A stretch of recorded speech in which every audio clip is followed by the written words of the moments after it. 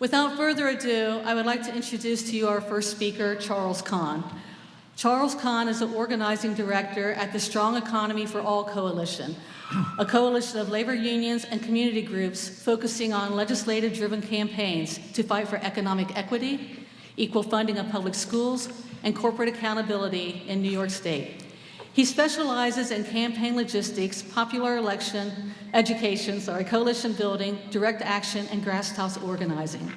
He is a leader with the Hedge Clippers, a national organization dedicated to shining a light on the damage that private equity and hedge funds have on our communities and making sure they are held accountable. Thank you for joining us, Charles. Thank you.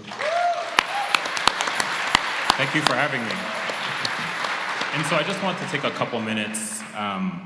We worked with the AFT to put together this report about what's happening in Lordstown and what happened to GM. And really when GM announced this past fall for large-scale plant closures, the top executives at the company said they needed to save $4.5 billion to stay alive. And unfortunately, that was at best a half-truth. What they did not say, and the story that they did not tell, was that since 2015, they had spent $25 billion, 5 times as much as they say they would hope to save by cutting jobs on dividends and stock buybacks for Wall Street hedge funds. And anyone really that says that these massive and unnecessary job cuts happen solely because of automation or cheaper labor overseas is misleading the public. The job cuts that happened at GM happened because of greed. Hedge funds and Wall Street wanted short-term profits, and they clearly didn't care about the long-term health of GM or who would ultimately be hurt. GM's decision to close the Lordstown plant was the culmination of a 4-year campaign by hedge fund managers to squeeze GM for every available dollar. The strategy of the hedge funds was clear, and the Hedge Clippers, where I work, along with the AFT, put together this report to make sure that everyone knows what really happened. What actually happened is hedge funds attacked GM almost immediately after it had completed the taxpayer-funded bailout to keep the company alive and save thousands of American jobs. These activist hedge funds used age-old tricks like hostile proposals, pushing to elect their friends and their allies to the boards that control these companies, and sometimes waging negative campaigns against GM in the press. At that point, the company really has 2 options: fight an incredibly expensive battle against deep-pocketed hedge funds, or give them what they want. And what they want is often the same thing. They want special cash payments to shareholders called dividends, and they want billions in what was once illegal stock buybacks that artificially inflate the price of stocks that they own. In 2015, billionaire hedge fund manager David Tepper was among a group that launched a $1 million campaign to pressure GM. They won, and GM spent $5 billion that year on share buybacks. Tepper used the money to pad his $11.6 billion personal fortune, and 2 years later, he purchased the NFL Carolina Panthers. 2 years later, the hedge funds were at it again, this time led by billionaire David Einhorn, and this time they won another $7 billion. And just 1 month before the announcement to close the Lordstown plant, along with 4 others that will ultimately cut 14,000 jobs, hedge funds struck the final blow, pushing once again for more compensation for themselves.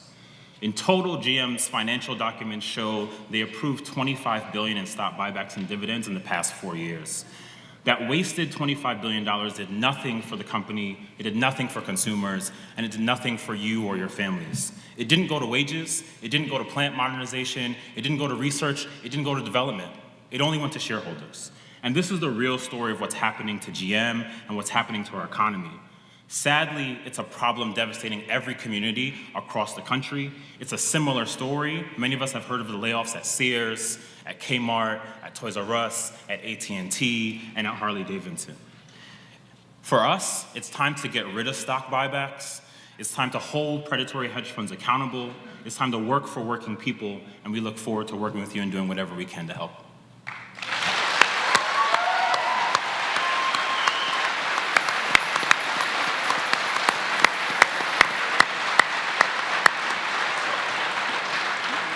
Thank you, Charles, for that overview. And if you haven't, those of you who have not read the report yet, I encourage you to read this report because it really is very damaging. And now at this point in time, it is my great honor to introduce to you one of the most recognizable, if not the most recognizable, labor leader in the world, President Randi Weingarten. President Weingarten is a leader who leads not only by words, but by actions. And she leads with a heart of compassion. She's out there on the front lines, whether it's in Puerto Rico, helping the teachers and in communities in the aftermath of a hurricane, or she's over in London protesting against Pearson because of the way they're over-testing our students, or in McDowell County, West Virginia, helping a poor community overcome the devastation of socioeconomic loss.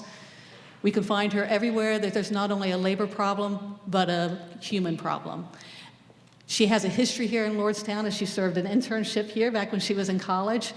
And as soon as she heard that GM was closing down this plant here, she called us and asked, what can she do to help out? And she's been here. She was here in January for a meeting. She's here again today, and she'll be back again for whatever this community needs. Well, I ask you to join me in welcoming AFT President Randi Weingarten. Thank you. Thank you, Melissa.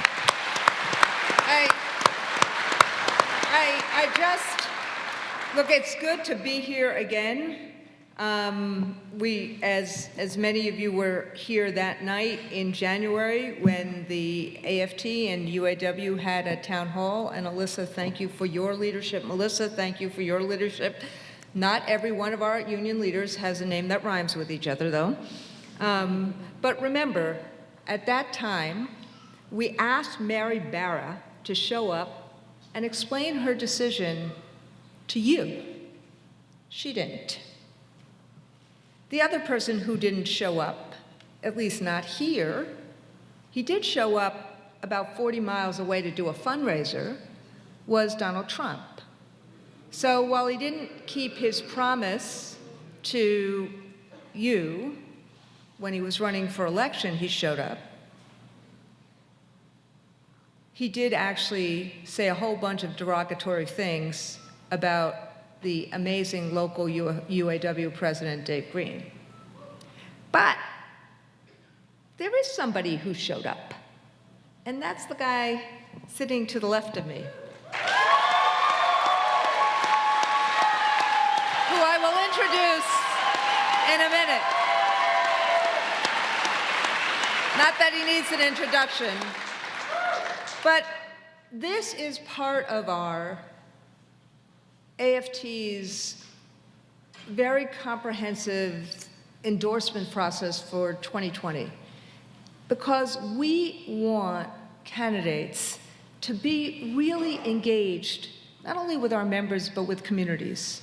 And when we talked about Bernie's campaign and ourselves about coming to Lordstown, we also thought, let's open this up to the community, because there is nothing more consequential than the effect on communities when a factory leaves, when an industry abandons the community. So we thought, let's open this up, this town hall, to those who wanted to be here in the community, in addition to our members and this amazing political science class that that's here as well.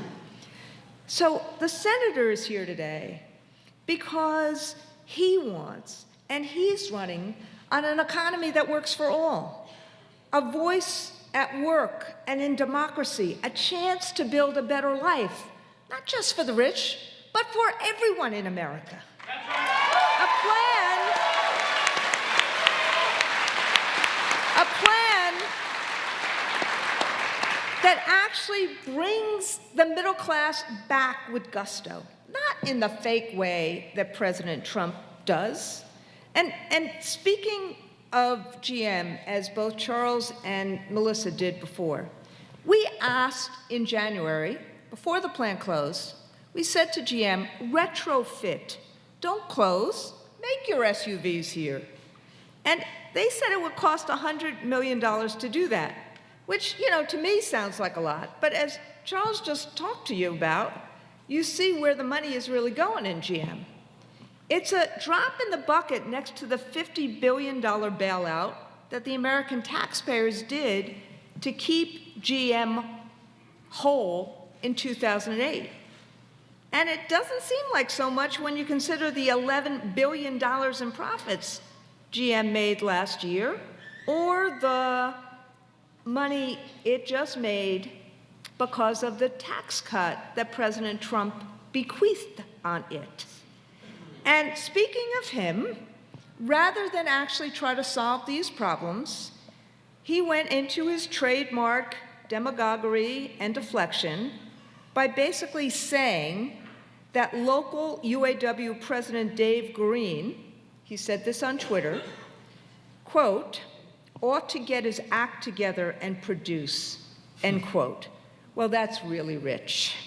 Because the truth is, it's Wall Street and GM and the president's own economic policies that is responsible for what is happening in Lordstown. Not the workers, not logic, not fate. And as Melissa just said, look, it's not just that I've been here now. I worked at Packard as an intern when I was in college. And in the summer of '79, with the oil crisis, I was laid off like the real workers who were laid off because of the oil crisis. So you wonder, what is the teachers union doing taking on GM? Well, we represent educators, and they know what these choices mean for our families and the kids we teach. When plants or factories close down, it's not just the job losses that are felt, it's what's underneath them. The services that are cut, the anxiety of families, the choices, the impossible choices. Do you move and leave your aging parents? What happens to your kids who are in high school right now? What happens to all these families? And what happens with the growing poverty, which has a dire impact on students, and the academic opportunities and everything else that goes along with it? They are shaped by the health of the economy where workers live. We see that in Lordstown. We see that in McDowell County, West Virginia. We see that in Messina, New York. And why do I say Messina, New York? Because in Messina, GM closed its powertrain plant in 2007. Alcoa thought about closing its plant in 2015.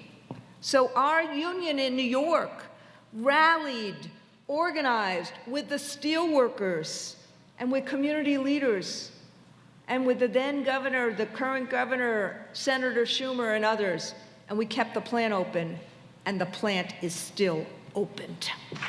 Now, something else happened since I was here last. I'm not going to talk about because Charles just did. So $25 billion in stock buybacks and dividends to shareholders, but you can't retrofit the plant for $100 million? Think about Henry Ford. He invested in his workers so they could buy a Ford. It was a virtuous circle, not a vicious cycle. Where's GM? Where's President Trump? They're involved in the race to the bottom. So when I was here last time in Lordstown, I said, we got your back, and we are not abandoning you. We're here for the long haul. But there's someone else who's here for the long haul, too. Elections are about choices, and they're about contrasts. And I'm really grateful that Senator Sanders is here. You know Bernie. He has a clear voice about these issues. He has a clarion message about whose side who is on. He's on the side of workers and fights for good jobs. He's on the side of students and fights for free college. He's on the side of families and fights for Medicare for all. He also deeply cares about communities.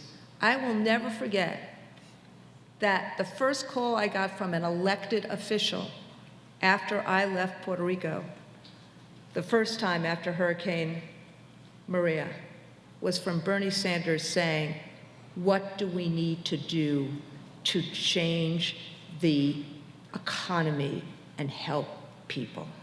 And with that, I introduce Bernie.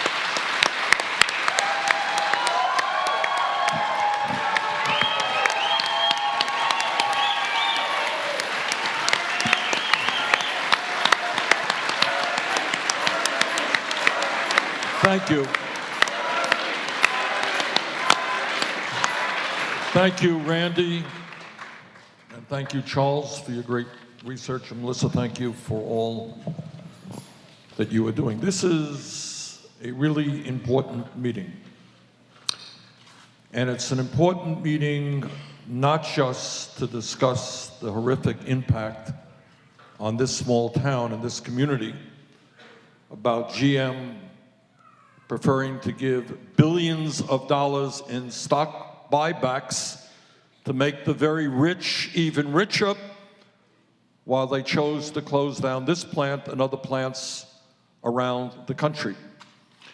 But the discussion that we're happening today, right here, is a discussion that impacts virtually every state in this country and our entire economy.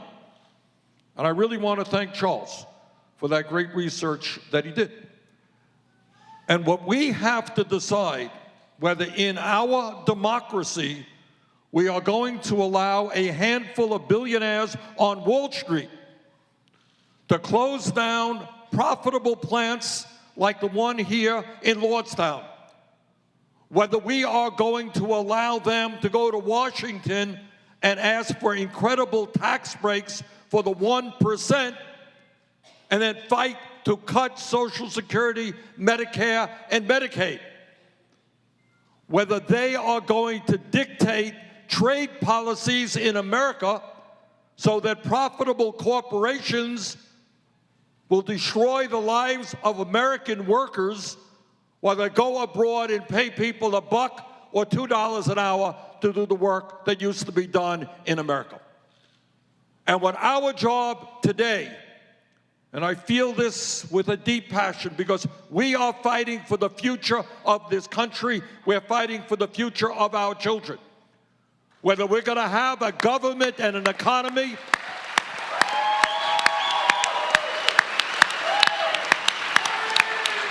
whether we're going to have a government and an economy that works for all of us, or whether we have a government and an economy that works for the 1% and Wall Street and the drug companies and the insurance companies.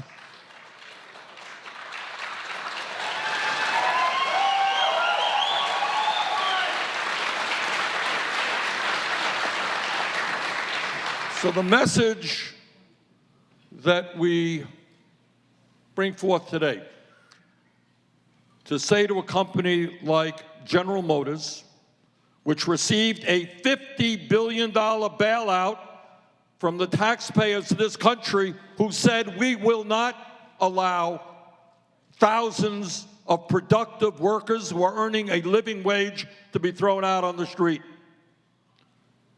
What we are saying today to Wall Street, they didn't get a $50 billion bailout, they got a $1 trillion bailout. When their illegal actions in 2007 and 2008 brought forth the worst economic downturn since the Great Depression of the 1930s. So can you imagine? Here are people with incredible power who in 2008 destroyed our economy, resulting in millions of people losing their jobs, their homes, and their life savings. And the taxpayers of this country, against my vote, but the taxpayers of this country, is a vote from Congress, decided to bail them out. And they say, thank you, Congress, for bailing us out. And now what we are going to do is put the profits of Wall Street and the needs of billionaires above the needs of the working families of this country. Now, to say the least, that does not show a lot of love and gratitude from Wall Street. But our job now is to tell them whether they like it or not, they will be good corporate citizens.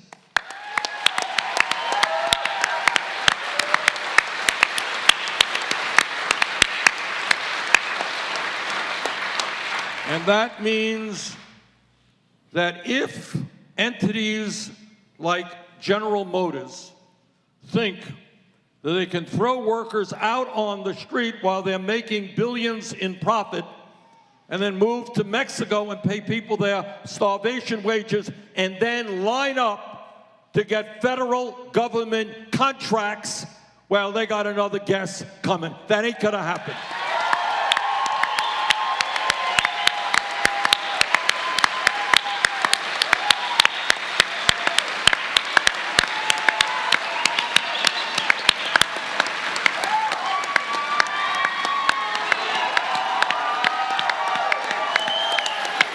So today I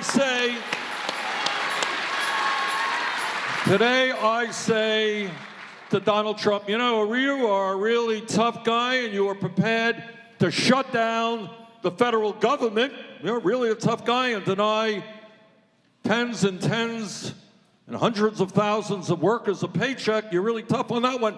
Well, let's see how tough you are. Tell General Motors today, no more federal contracts until they deal with Lordstown. Let's see how tough you are.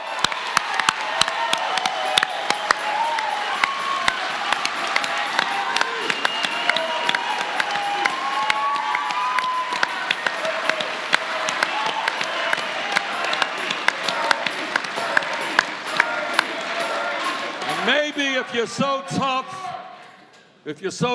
join me and Chuck Schumer and others who will make it illegal to do these stock buybacks unless companies respect their workers and protect the jobs that our workers have.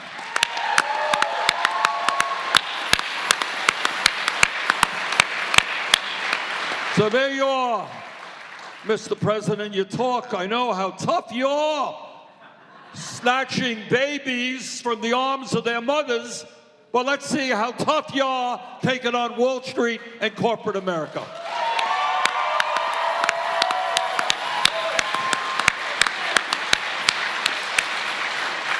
You know, you're looking at somebody who, when he was in Congress, voted against NAFTA, who walked the picket lines with workers in opposition to NAFTA. Because the truth is, despite what everybody was saying and all the editorial pages in the papers were saying and what the establishment was saying, you didn't have to be a PhD in economics to understand that it was grossly unfair to ask American workers to be competing against desperate people around the world who are making pennies an hour. What we want to do, because we are a moral people, we want to uplift the poor of the world, but you can do that without lowering the standard of living of American workers.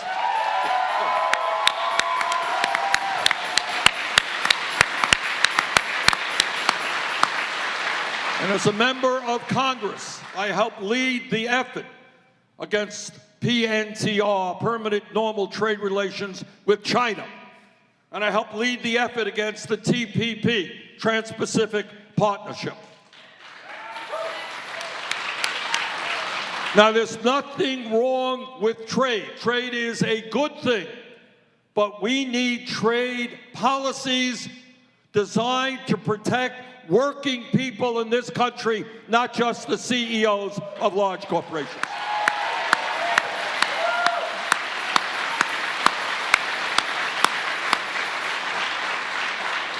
What Charles and Randi were talking about is that we are living in a country with more and more income and wealth inequality, and in a country where the billionaire class has incredible power over our political life, because as a result of this disastrous Citizens United Supreme Court decision, a handful of billionaires can spend hundreds of millions of dollars to elect candidates who represent the wealthy and the powerful. So what we are talking about today is reclaiming our economy so that it benefits working families, not just Wall Street. Reclaiming our political process, which means one person, one vote, not billionaires buying elections.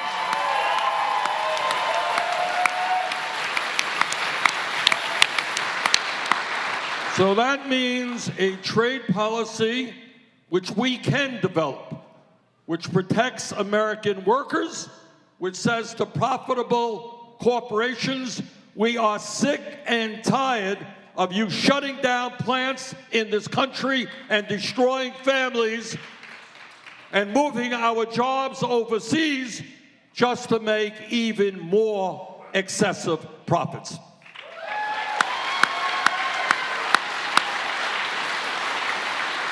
And when we talk about an economy that works for all, we are sick and tired of being the only major country on earth not to guarantee health care to all people as a right.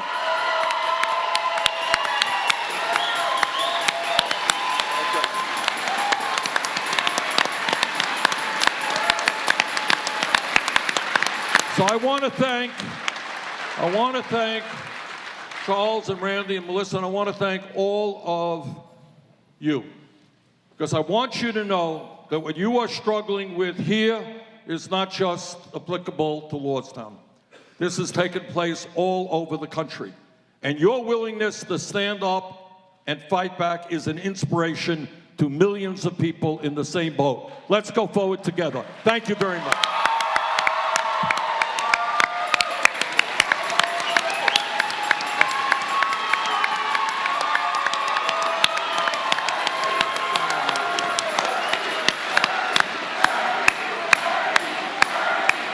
Thank you. We do want to allow time for questions, so I'm sure Senator Sanders appreciates your applause, but I also know that he wants to be able to answer some questions before he leaves.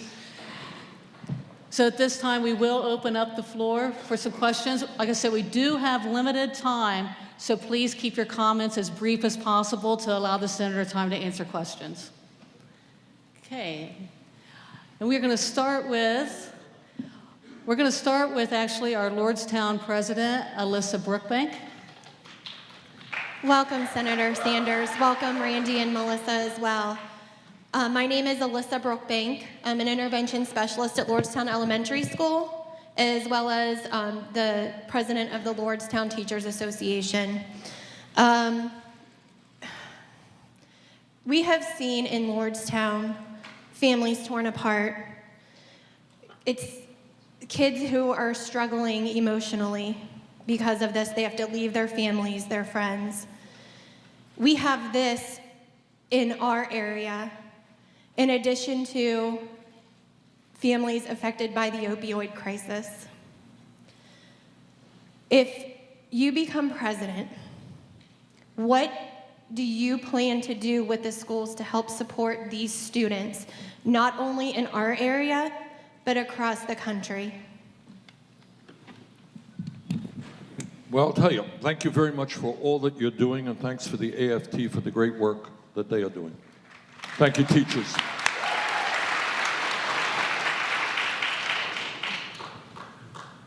I happen to believe that education is what being human is about, and that we should be having the best educational system, public educational system in the world, that is adequately funded from pre-K through college, all right?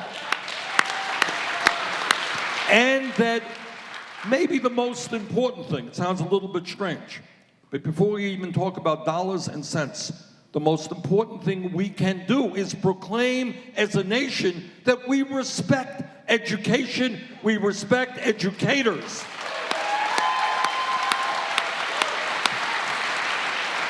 I was just in Detroit last night, and I was told that there are 200 vacancies in the Detroit public school system because nobody wants to teach there because teachers are so underpaid.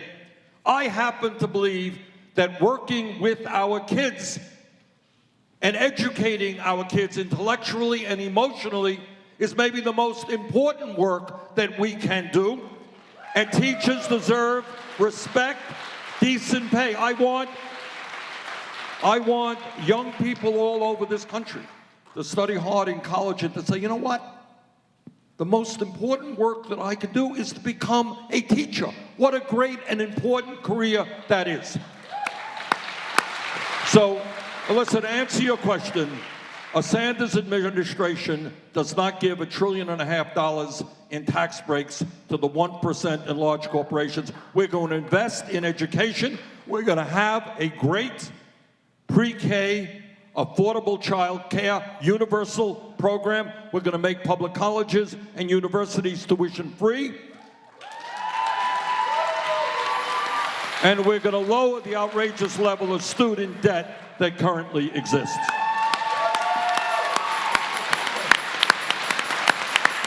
Thank you. And can I see where our person with the microphone is? Okay, do we have another question, a comment? I just saw him first. Okay, I see a question over here. Hi, my name is Sean Belleville. I am the local president of the Cleveland Alliance of Charter Teachers. We are charter schools who unionize. And I'm here to kind of stand with my brothers and sisters from Lordstown because one of the big issues that we're finding is income inequality in regards to how schools are funded. So my question to you, Senator Sanders, is how can the federal government do more to make sure that our public schools, no matter what area that they are in, have equitable funding?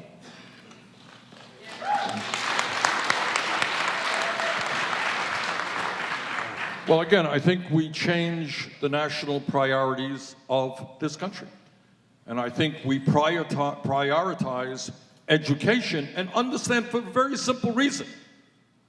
We are living in a highly competitive global economy, and we need our kids to have the best education they can to effectively compete around the world. And that means starting from preschool all the way through college. We have got to make sure that we are paying teachers an adequate salary to attract the best and the brightest. So all I can tell you is that we need a fundamental transformation of national priorities in this country. In my view, we do not have to be spending more on the military than the next 10 nations combined.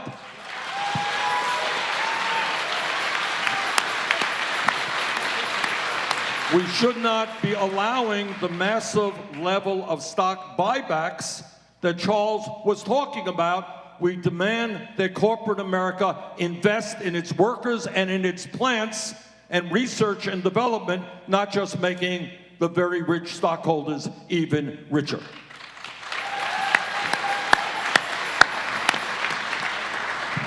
Thank you. Okay, I see another question here.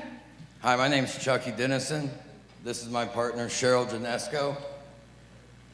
Like many people here, our family was devastated by the GM plant closure. I took early retirement due to health issues. Cheryl transferred down to Tennessee without her daughter, who's a senior in high school here. Cheryl, because of stress, is back home now dealing with very serious health issues. Marissa is a senior in high school.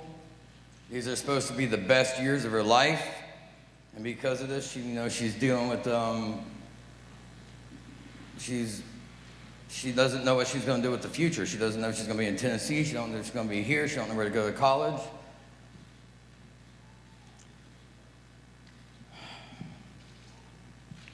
So back before the plant closures, we traveled around the United States following Trump to his rallies to try to get him to address the Lordstown plant closures. Well, actually, not the closing, but the layoffs. and he ignored us. Matter of fact, he kicked us out of his rallies for simply wearing a Good Jobs Nation t-shirt. He gave General Motors $700 million in federal contracts and did not do one thing here in Lordstown. He didn't come to visit. He didn't try to pass any legislation. He did nothing but come here and lie to these people. Senator Sanders, you actually met with us in Bloomington, Indiana, to listen to our hardships. I believe that was back in September, and thank you. So my first question is, as president, what will you do to end these corporations receiving federal contracting dollars?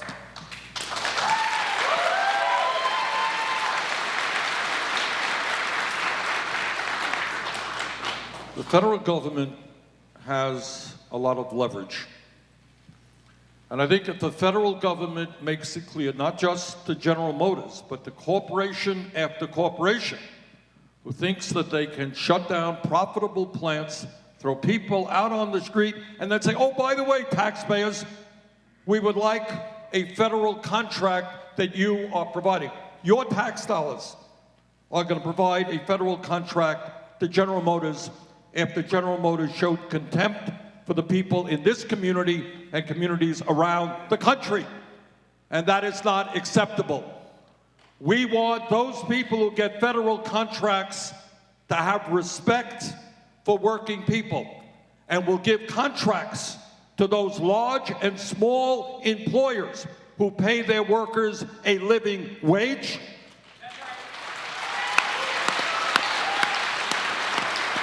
Who support the right of workers to join unions.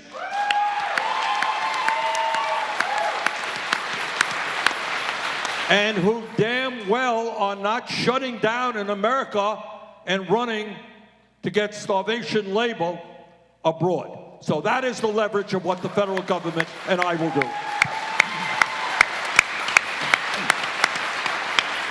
Do we have time for one more question? Time for one more. One more question. Okay. I think I saw one. Sorry. Senator Sanders, thank you so much for being here. My name's Katie. I'm a local educator in an urban district near here. This is my son, Ben. His father is one of the workers that was laid off the Monday, or was given a notice the Monday after Thanksgiving. And right now, we're just not sure if he's going to have to say goodbye to his father, see him on weekends, see him in the summer. My question to you is, there's a lot of divisive language and communication going on in the country and in this area, and I think that that's purposeful. And I want to know what I can do here in this area to try to bring people together, to show that we have more in common than not. We are the 99%, and we're fighting against an oligarchy, a small group of people, like you said.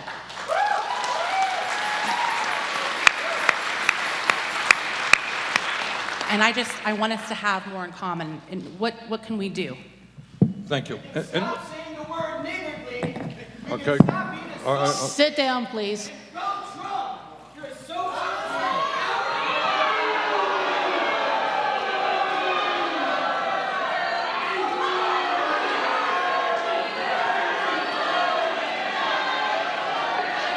Okay, let's allow Senator Sanders to answer that great question. Thank you.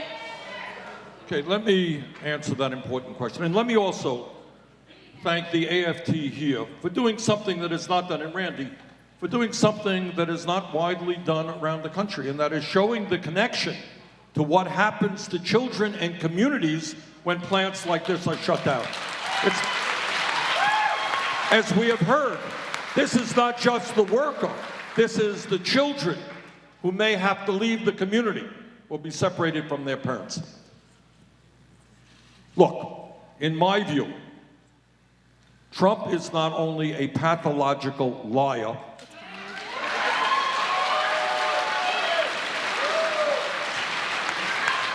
but he is a fraud, okay? You know, he said he'd have a tax plan that would not benefit the wealthy. 83% of all benefits over 10 years go to the top 1%. He said he wouldn't cut Medicare and Medicaid. His budget brings devastating cuts to Medicaid and Medicare and education and nutrition programs, etc. So he told the people of Michigan and Ohio and Vermont one thing, he ended up doing something else. Now, how do you win elections when you lie?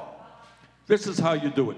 And this is what demagogues have always done. You try to divide people up. You try to divide people up based on the color of their skin, based on where they were born, based on their religion, based on their sexual orientation. That's what you do. And you say, you know, we don't like that person was born in Mexico. We don't like that person is black. We don't like that person is gay. Our job, to answer your question, is to do exactly the opposite. It is to bring people together, not divide us up.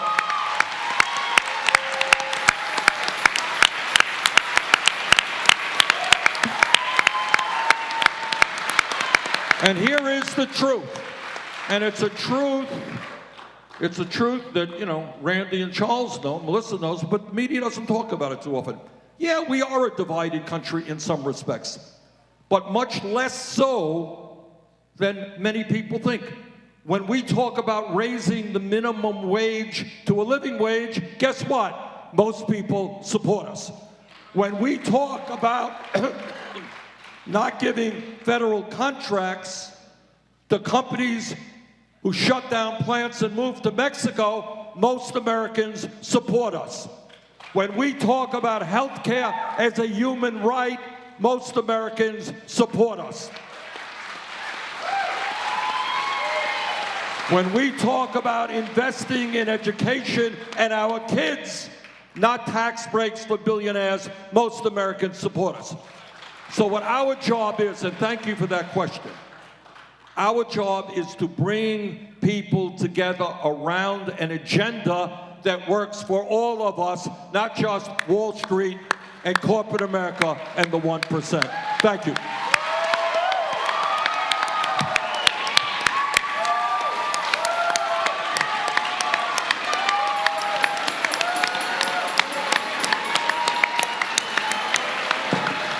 Thank you, Senator Sanders.